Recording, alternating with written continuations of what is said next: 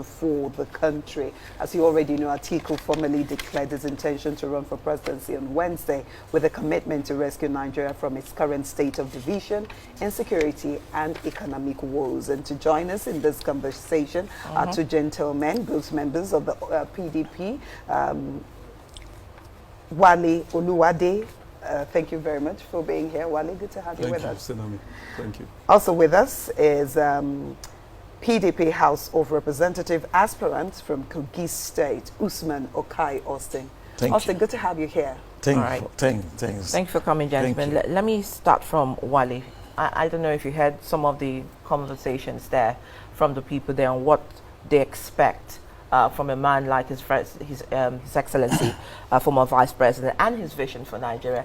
I remembered at the declaration, I think you were also there, where he said he is here to unify Nigeria, looking at the economics, most importantly, to bridge the gap. What do you think about what they said, and what's your reaction to that? Thank you, Adora. I align my thoughts with most of what people that were interviewed said. You know, I think the former vice president is a man prepared by fate or destiny for such a time as this in Nigeria's history. There are many capable Nigerians who can do the job of president from all the parts of Nigeria, no doubt. You know, every part of Nigeria has got competent, capable people. But there are a couple of unique skill sets that the former vice president possesses that stands him head and shoulder above all the others. His unifying ability. You are, and just like myself, a member of the TCOM and the subcommittees. I was in the programs committee. The programs committee had a chairman from Rivers State, top high-profile politician from Rivers State. A former speaker of Imo State House of Assembly was a member of that my subcommittee. He was here on this program yesterday, Emeka Maduagu. Now, the Ijo youth leader, the youth leader for all, you know, Niger Delta people was a member of that committee. So every time you come around His Excellency Vice President Atiku, you see Nigeria. And even his home, it's not just in politics. That is how the man is. That is his home. It is a reflection of his lifestyle, of his belief, his attitude to life, you know. So he embodies a mini Nigeria. So the ability to unify this country, because one of the major ills Nigeria faces, you know, I was here a couple of some weeks back, and I said, I mean, Nigeria is likened to all kinds of situations, maybe a sinking ship or a cancer patient, not just third stage, but fourth stage, terminal cancer, you know. So, and a major criteria on that, or a major factor that's responsible for that, is the division, the polarization. And that's what gets me bothered when we keep harping on this issue of zoning. You know, His Excellency is a man with a unique set of skills to unify this country. Every part of Nigeria, no matter how far-flung that part is, Atiku Abubakar has, you know, solid friends, contacts, relationships built over the decades. I mean, if I listen to Emeka and he told me when, you know, him and former Vice President met, I mean, I was stunned. The same thing with the young man from the Niger Delta, the same thing with the man from Rivers, you know, so, and myself, you know. So Atiku has unique set of skills. He's not the only one who is competent, but just for that, and the ability, you know, to make a phone call, to call people, not listening to just your aides, you know, because as a leader, if all you listen to are your aides, you know, in management we call it silos, you know, you're only listening to an echo chamber. You need to be able to, okay, when your aides give you advices, you need to pick up your own phone by yourself and call someone in Abeokuta or in Okokuma or in wherever, you know, and say, okay, this is what my security people or my advisors are telling me. What do you think? What's the true picture of situations in that place? You know, and then make an informed decision. Beyond every other skill set he possesses, that is unique for me, his ability to unify this country. I think it stands heads and shoulders above every other aspirant. Also, your immediate reaction as well to the Vox Pop, I mean, what people are saying about former Vice President Atiku Abubakar after his declaration, and of course, what you are taking out of that declaration. It is what I call, he speaks expensively on fixing Nigeria. And when we talk of fix the country like this, You and I are aware we have never been this divided, unlike as it is today. With the current administration of President Muhammad Buhari, I want to speak from the aspect of recruitment into jobs, creation of jobs as he promised. Who gets that jobs? What are the criteria in recruiting in Nigerians into a civil servant, into private sector? Who dominate who? What are the criteria of appointing a service chief? The criteria of appointing ministers, and what ministry, who get a juicy ministry and who is not supposed to be there.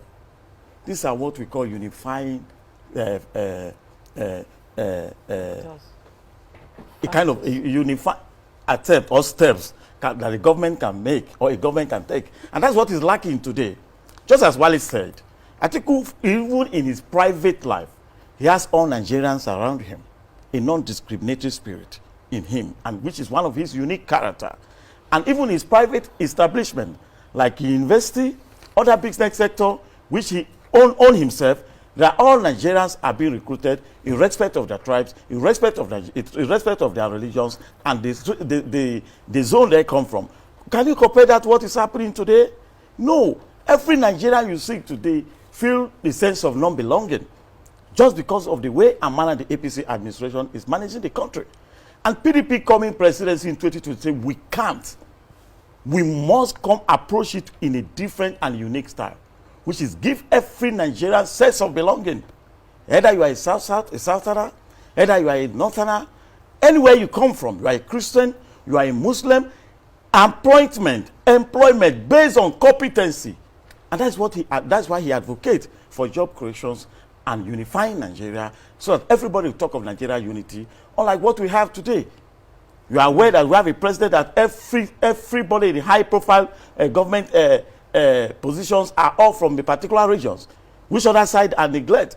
And that is what gives rise to some people calling for this and that. This is not a time for the South president. This is not a time for the Northern Nigeria president. This is a time for a Nigeria president. And that is why we are saying that an instrument, a character capable of unifying the country, that is the person we should all go after. And I'm thinking that with the declaration and the powerful speech delivered by his former vice president and the leading presidential aspirants of People's Democratic Party, we have automatically seen a candidate that we can all rally around in unifying the country, fixing the country, and move us forward.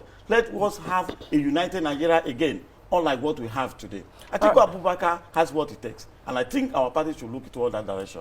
Okay, let me come back to Wale. I mean, when people, the thoughts of PDP brings back a party that unifies in the first place. I mean, even with the conversation around the tag, the tag phrase, a party for the people. It's a synergy of an umbrella, and you're looking at the trajectory of the party and the leadership and those who have actually put Nigeria in the front line. You cannot remove the conversation that brings in His Excellency, former Vice President Atiku Abubakar, absolutely. And then you're also looking at the personality and the experience. The last time we were here, we're talking about experience versus age, and how people are saying, well, we need a younger person, we need youths. But again, you also spoke about it, vehemently about a man who accommodates, mentors, and prepares the youth for leadership. Now, let's come to that experience now. Insecurity is not a layman's, adventure. And you're talking about a country, like he said, that has never been divided as it is now. How is that experience going to come into play as His Excellency comes out for the biggest role as president? Thank you, Adora. I was listening to an interview on, not this channel, another TV station, and they asked this question, though in a different way, very pointedly that, former Vice President is not a military person. He doesn't have any military background or security background. So how is he going to tackle this monster of insecurity? And I was shocked, where I was watching, because I said to myself, so Nigerians still haven't learned, because in the lead up to the 2015 elections, the hype around the candidate of the APC was that he was a super general who was just going to, by the wave of his hand, in fact, the language then was body language, just by his showing up, all the criminals will just scamper off into oblivion. Okay, 7 years down the line, Adora, Sename, what's the reality? The insecurity in the northeast of Nigeria has metastasized so badly all over Nigeria, and is going to sink this country if we don't arrest it. So it is not about the person. You know, it is about, rather, it is not about your skill, your profession now. It's about the person. Now, and you know, why I was stunned when I saw that interview on that TV station was, there is a true life situation playing out globally. The president of Ukraine, guess what? He's a comedian by profession. And he's providing exemplary leadership in a war situation. His country is being confronted, you know, by a major superpower. Russia has the largest number of nuclear weapons.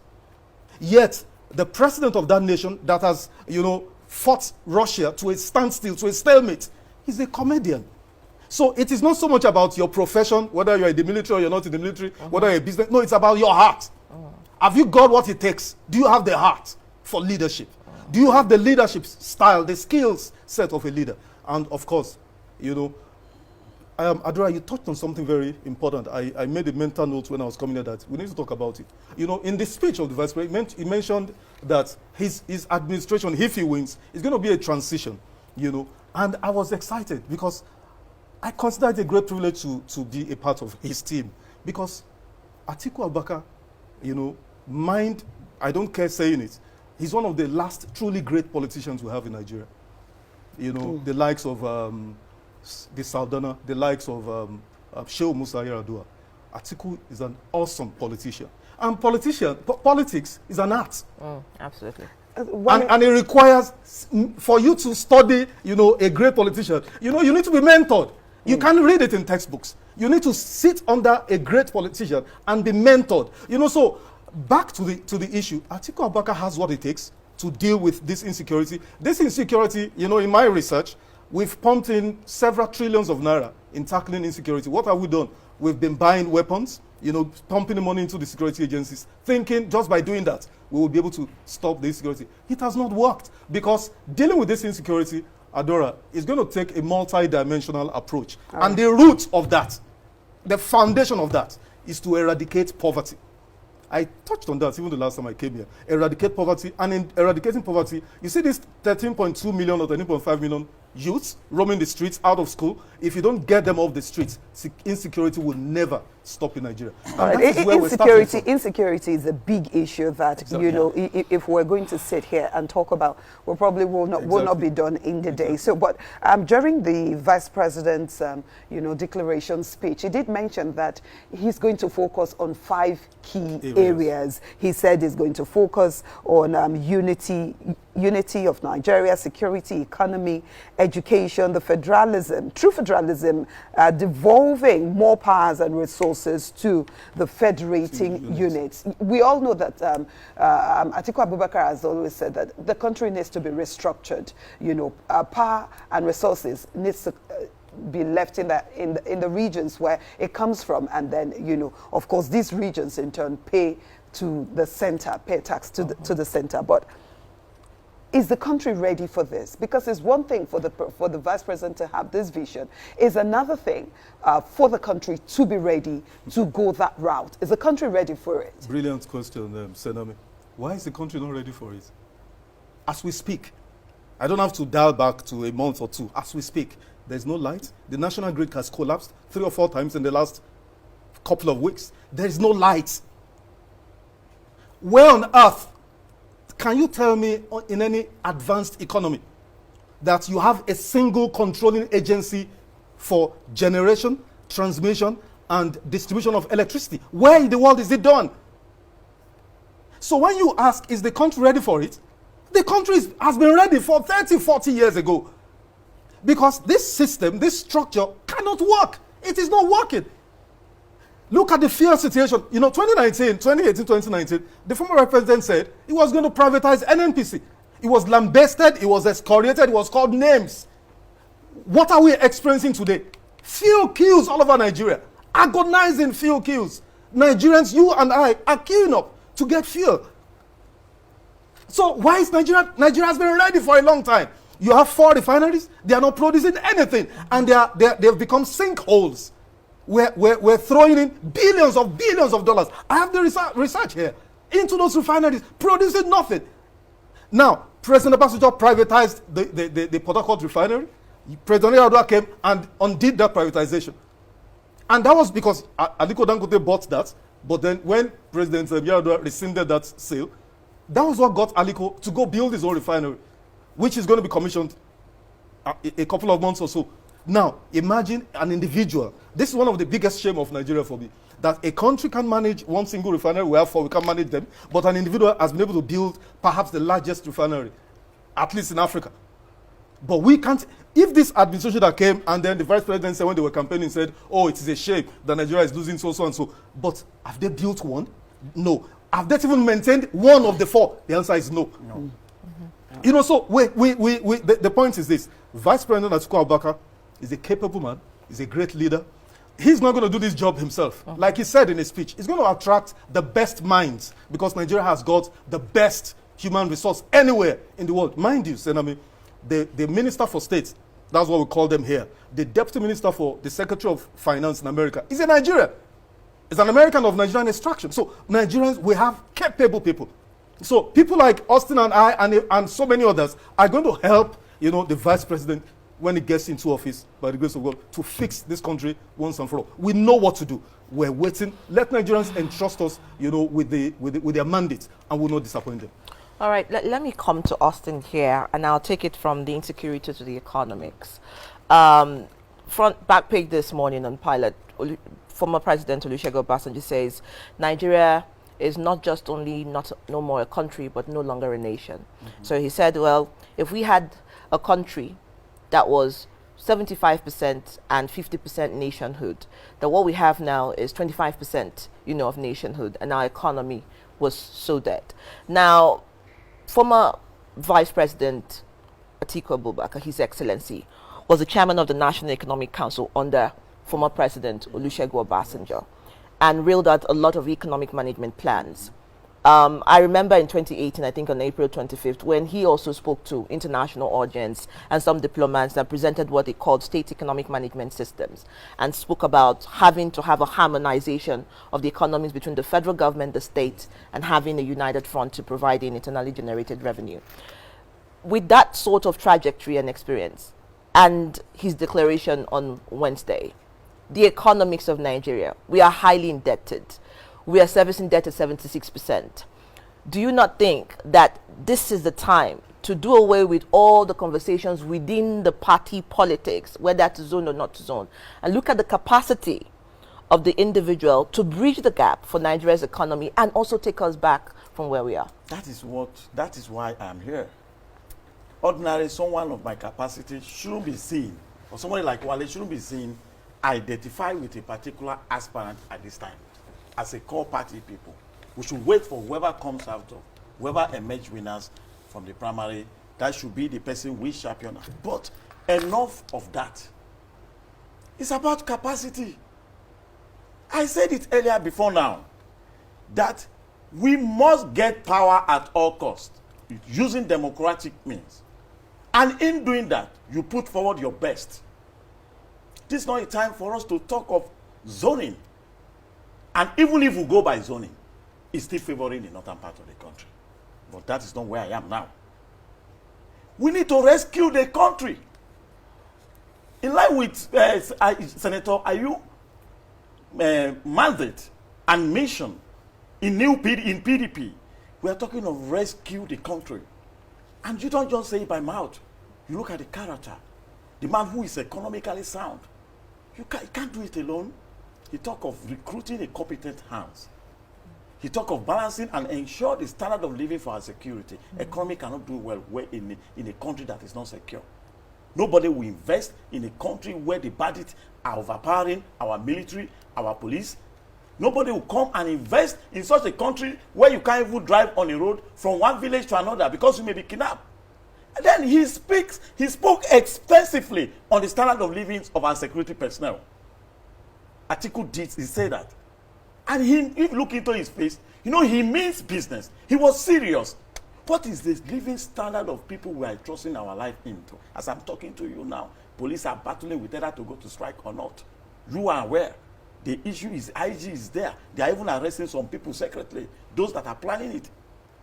As I'm talking to you, we have read where military, they are always suppressing their voice. What their entitlement are not be paid. What belongs to them do not come to them. Now, when you are not even living well, how do you give out your pets to a country that cannot even protect your own personal family? Have you visited, when last did you visit the police barracks? Check it. You see, they are not living up to the standard. And they can't give out. Therefore, addressing the standard of living of our security personnel is very key. And he talk of upgrading the equipment to the modern one. He spoke about it. Over the years, billions has been budgeted for security, and this thing has come and gone. It's now with business. The country is going down. It's not about talking of the zone. It's not about who is this. As it stands now, we should see Atiku Abubakar as a candidate in waiting ahead of primaries. Okay, also, do you know why? Why, please? We have to get power before we talk of sharing. And Nigerians are looking out to PDP. Okay. Okay, well, let's say something about power grid collapse. And that, as if that is not even enough, can you even afford diesel now? Or PMS? You can't. Can you get, now they have banned sales of petrol in Jerican. Some of us are sleeping in darkness, not because we cannot afford. You can't even see it to buy it, and it's nowhere to be found. And in front of Inspector General of Police office, you see people selling black market. In front of Aso Rock, the road where the president passed through the airport as was going to Lagos yesterday, can you tell us you did not see people selling black market on the road? Okay. This has to come to an end. Austin, this is where I want to come in. I mean, these are very obvious, sentiments of the average Nigerian. I mean, the poverty is, you can taste it. You can virtually touch it. Now, let's look at the intrigues of the party politics, the dynamics within the party. Because again, a house divided amongst itself cannot hold together. We have seen different candidates. Peter Obi just declared, says it's coming out and that he's going to fix the economy. He has the blueprint to fix the economy. You've seen Tambuwa, you've seen Bala Mohammed, you've seen Saraki, all of them saying, well, we might just choose between us and form a consensus. And this is all within one party. I hear you loud and clear. This is where Nigeria is. Do you think the leaders hear that? Do you think that they are particularly interested about Nigeria? Yes, they must listen to us. And that's why I'm appealing to the zoning committee set up by Dr. Yu. They must listen to what Nigerians are saying on the street. They must. Any decision the PDP is going to take must be based on the public opinion.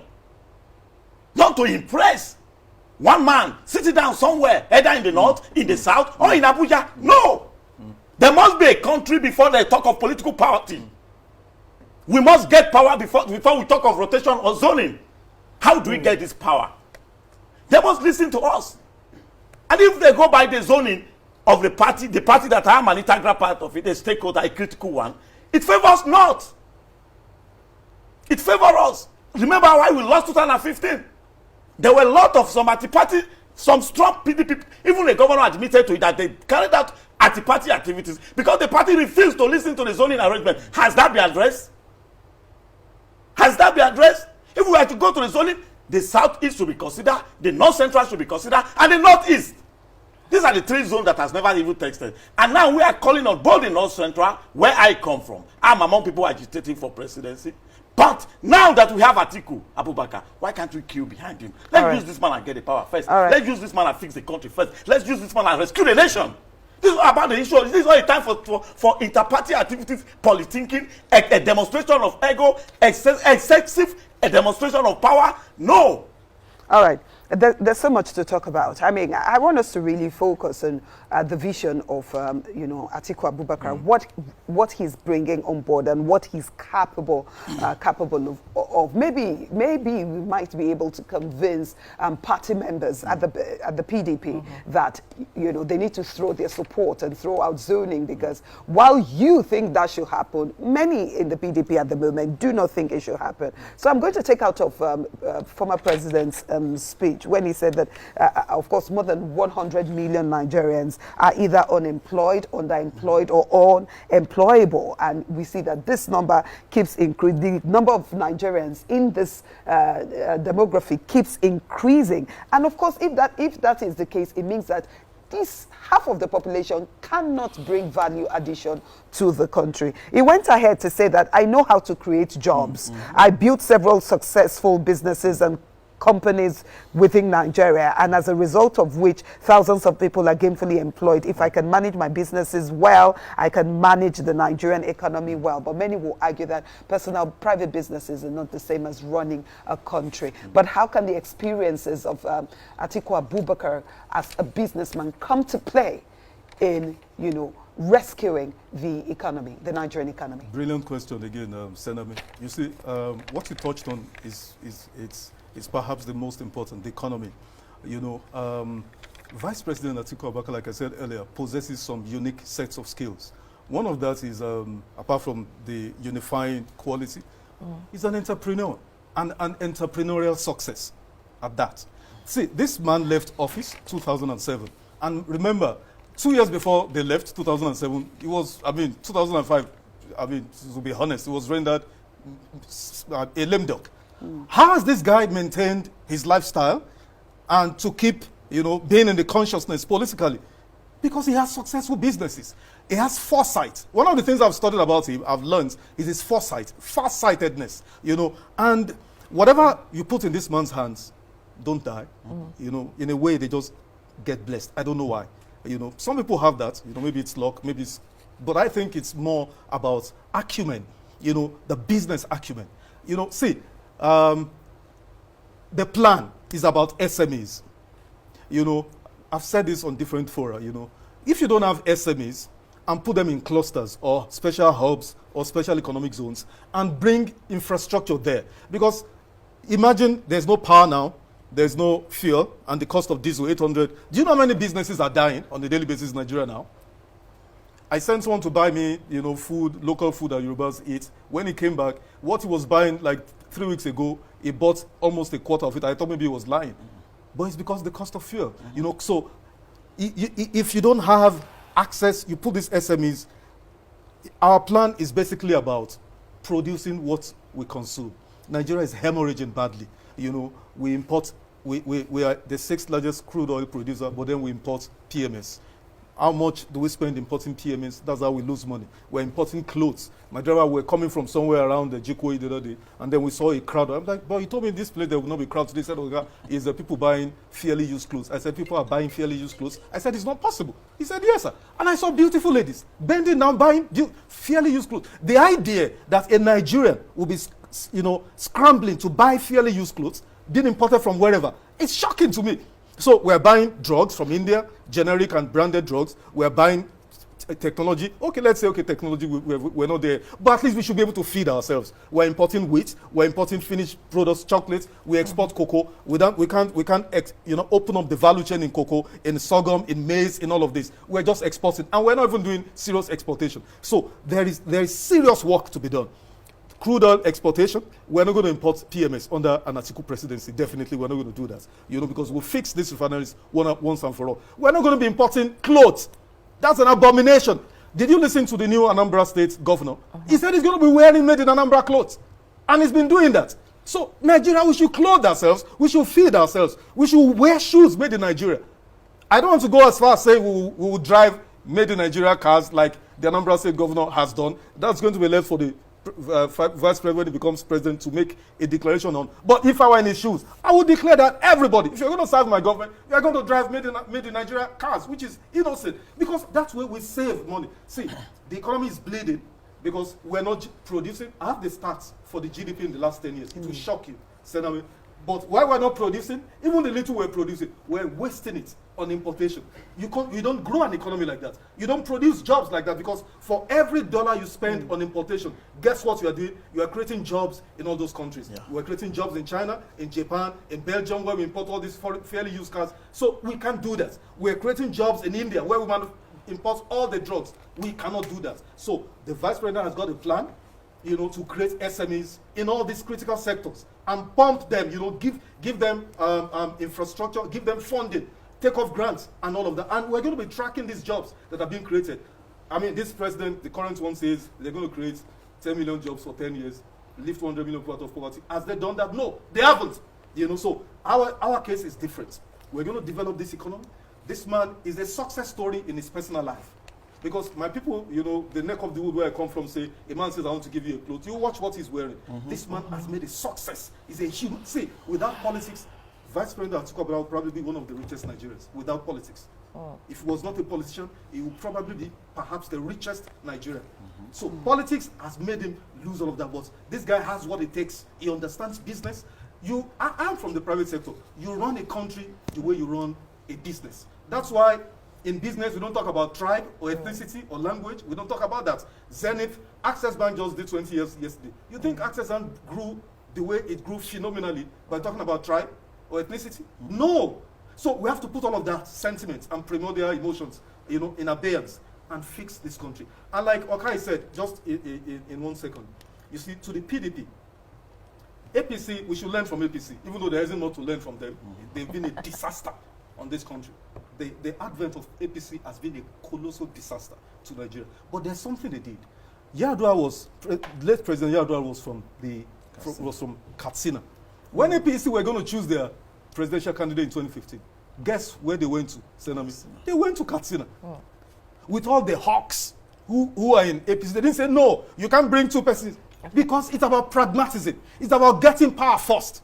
Who can get the power for the PDP? It's Vice President Atiku Abubakar. Okay, now staying with you, I'll come to you, Austin, because you touched on something. You went back to the APC 2015. I remember the former Vice President was very much in the opposition party at that time. And it is quite interesting if you go back and you listen to his declaration in the time of 2015, even under the party, he said, the glaring mismatch between our potentials and our achievements has become, for many, a frustrating puzzle. And that was his 2015 declaration speech. In 2019, he said, the very fabric of our society is broken down. And that was his declaration. And 2022, he's saying, not just are we going to have an unusual poll, but this is going to be a referendum when Nigerians will decide whether they want greatness or continuous destruction. So you have seen the trajectory in all his declaration. A man who is really passionate, not just about changing the dynamics of Nigeria, but really looking at the people-centered issues. Now, people's politics rather than party politics. Do you think that the PDP is listening to the yearnings of the average Nigerian rather than looking at the intricacies of his party? You know, fine question, Adora.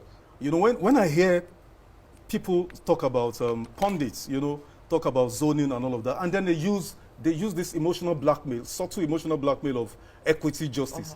What is injustice? You know, I have a book, I have a number of books, and one of them is it's titled Gangster's Paradise. You can see it on Amazon, you know. The premise of that book is that social injustice is the mother of every other form of injustice. What is social injustice in Nigeria? Simple. 13.5 million kids out of school. Now, children who even went to school in Kankara, in Jangebe, in all those other places, they were kidnapped, and some of them died. Now, there are 33.3% unemployment in Nigeria, 42% unemployment for youth. Now, in Nigeria also there are about 2.5 million Nigerians in IDPs as we speak, about 2.5 thereabouts in IDPs. If you go to all these people, Adara talked about the real Nigerians who are bearing the brunt of misgovernance and misrule over the years. If you ask them, where do you want the president to come from? Do you think they're interested in zoning? They are just interested in who can save us from this debacle. With the magic wand. Who can save us from this debacle? If you could go to all the graves of those who have perished under the weight of different insecurity, terrorism, banditry, headsmen, name it, and ask them that, okay, if you want any president from the north or from where you came from, you know, they'll say, no, just give us somebody who can do the job. And then let me also ask you, you guys are ladies, when you go to the hospital to have a child, do you tell them, I want a doctor who's from my place? The last time you flew, Senami, did you ask the pilot, are you from my place? Because we're talking about giving them your life. Nigeria, you know, because people don't understand that governance is about life and death. So we're not talking about governance and we're reducing it to sentiments of, you know, zoning and all of that. You know, see, let's cut to the chase. Where Nigeria is right now, I'm not saying zone to any place. I'm just saying throw it open. My advice to my party, throw the race open. Let the best man win. And worst case, you know, like Austin said, there are 3 regions that have not produced: North Central, Northeast, Southeast. Let amongst them, you know, let them come out, and whoever wins, let them win. But for now, who can do the job? That's what we're interested in. All right. Thank you very much, Wale. We'll take a short break. We'll come back, but we want to take that vox pop we took earlier, taking comments as to after the declaration of former Vice President Atiku Abubakar on Wednesday, what people are saying about him and what they think he can do. We'll be back. We'll be back, Stephen. Atiku is a man of people, and in fact, we have hope in him. Going by what the governor of Adamawa said has enumerated, going by what he said about him in terms of people in, empowerment in education, empowerment of industries, empowerment of anything. And if you see what Atiku has done, he's not the type of person that will maybe invest somewhere. He has invested a lot in education in his home state, and this is a very good leader.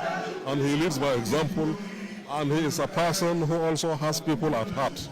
Therefore, once Atiku is there as the president of this country, then Nigeria will come out of its woods. We in diaspora, we're tired of getting bad news from home, the killings and everything. I think he's the man that will rescue Nigeria. And in fact, it's not that I know he will rescue Nigeria, because he's a compassionate man. He has a good heart. He's not tribalistic. We are grateful that God has given us Atiku Abubakar at this critical moment where the country is largely divided, where corruption is at its peak, where fuel scarcity, where nothing seems to really work in Nigeria again, and Atiku stands as a unifying factor. What we really expected of everyone is that all hands should be on decks, and that we should get our PVC and then change these narratives and then build a prosperous nation where peace, justice will ever reign again. He has the capacity to rule Nigeria to his best knowledge and to the good will of Nigeria. He has ruled as a vice president in this country, and we saw all his past antecedents, and we believe that as a man who believes in pan-Nigeria, a man who believes the unity of Nigeria, a man who believes that Nigeria is one nation, should be given a trial. We need someone who can right the wrong. This country has been bastardized. This country has sunk down. Therefore, we need somebody who will raise it up. And we have that quality in Waziri Adamawa. And that's why you see this overwhelming support all over. I'm from North Central, and I have 100% support for Atiku. And I pray the man is going to give this country back to the original glory. Look, when you talk of education, Atiku is there. You talk of oil and gas, Atiku is there. Mention every economic hub of this country, Atiku is there. So therefore, we need him. We need him to wake up the dead giant in us so that we move forward as a country. What do we want? Zoning or winning? To my mind, winning is the ultimate. Because if you don't win, even if you zone, it is going to be fruitless. Therefore, let us try and give the person that at this moment has come out and is capable, is qualified, the opportunity to take us to the promised land. In this type of journey of 2023, honestly speaking, there is nobody who has the power, the capacity, the wisdom, very liberal, also flexible, that will rescue Nigeria more than Atiku Waziri Adamawa. He has tested it. This is the first, second, third time he's contesting.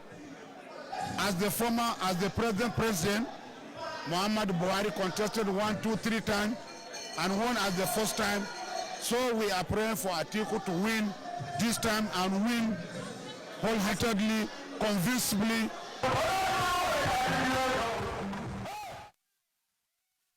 Thank you so much for taking through that, Vospop. Just before we go, let's get the partitions Austin, I want to ask you this question, and maybe you take a parting shot from that. In 2015, we saw the former vice president, under APC saying that it was time for change. And 2019, he clearly said the APC administration had failed in its fundamental responsibility in protecting the lives of Nigerians.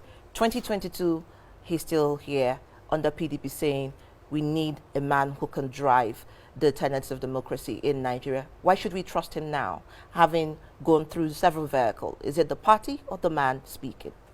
No. Atiku is Atiku, whether in APC or in PDP. Wale says something about the imbued character, which you cannot buy. The person of Atiku, his ability to navigate the nation from where we are. That is what we are all here to testify. Having seen what he has successfully done, even as a vice president, till now, they had one of the best administrations. They recruited, so many of their recruits are being used worldwide. It goes Okozewela is one of their products. Alimoti, the woman who did well in Security and Exchange Commission, is somewhere in the world, is one of their best. Madam Obio Zekwesili is one of their best. Even Professor Charles Solodo today is one of their best. Right. So your ability to recruit the best and attract who can help in rescue the nation is what the character that he has. All right, thank you, Austin. Wale, your parting shot, quickly. Thank you. Two things I want to leave for our viewers this morning. Number one, Atiku is a unifier. And then two, he's a product of education. He said so. His father was jailed because he didn't want him to go to school. So we're going to, all these 13-point-something million youths roaming the streets, we'll get them off the streets and put them, get them vocational skills and educational skills. That's what Atiku is bringing. We want to thank you, gentlemen, for finding time to be part of our conversation this morning. We have been looking at the details of the vision of former Vice President Atiku Abubakar for Nigeria, as outlined in his speech during his declaration. And we've been joined by a member of the People's Democratic Party, PDP, Wale Oluwade. Thank you so Wale, much. thank you very much. And also PDP House of Representative hopeful from Kogi State, Usman Okai. Austin, thank you very much, Austin, for finding